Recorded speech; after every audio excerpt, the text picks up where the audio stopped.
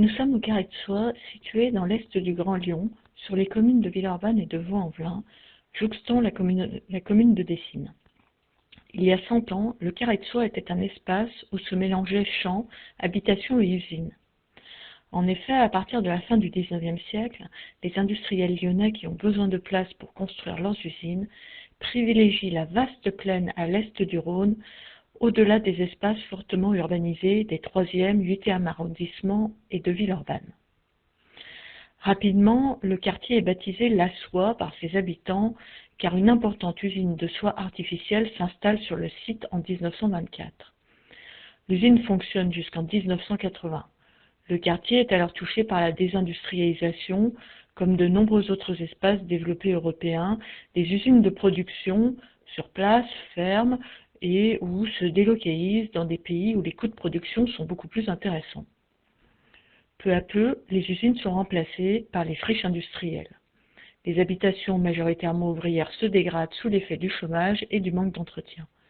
La soie est abandonnée à son triste sort. L'année 2002 marque le coup d'arrêt de cette dégradation. La ville de Vaux-en-Velin, en effet, puis le Grand Lyon organisent des rencontres pour mêler les réflexions sur l'avenir de ce site qui semble voué à l'abandon. De ces réflexions naît le projet Carré de Soie.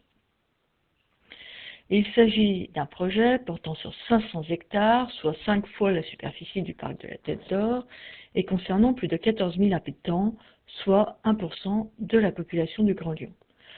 Ce qui fait de ce projet, en fait, un très grand projet d'aménagement urbain.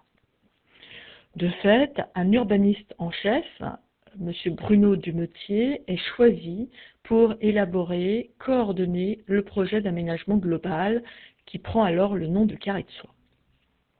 L'appellation Carré de Soie se réfère à 3 éléments. La référence est tout d'abord historique, comme évoqué précédemment.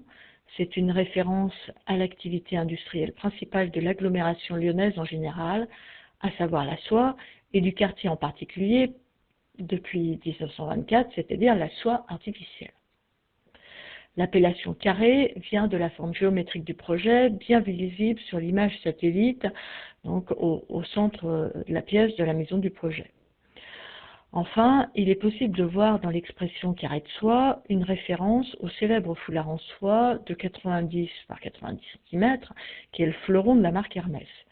Il y a là la volonté de donner une image positive d'économie dynamique, de dimension internationale et de qualité en évoquant le domaine du luxe. Le projet est donc ambitieux et pas seulement par la superficie et le nombre d'habitants concernés. Il doit également se réaliser sur une durée de 30 ans. Enfin, c'est un projet du XXIe siècle. Il se veut donc tout d'abord global, mais également durable. Tous les domaines sont donc concernés, l'économie, le logement, les loisirs, la nature, les transports, et il s'agit de les mixer sur les différents sites.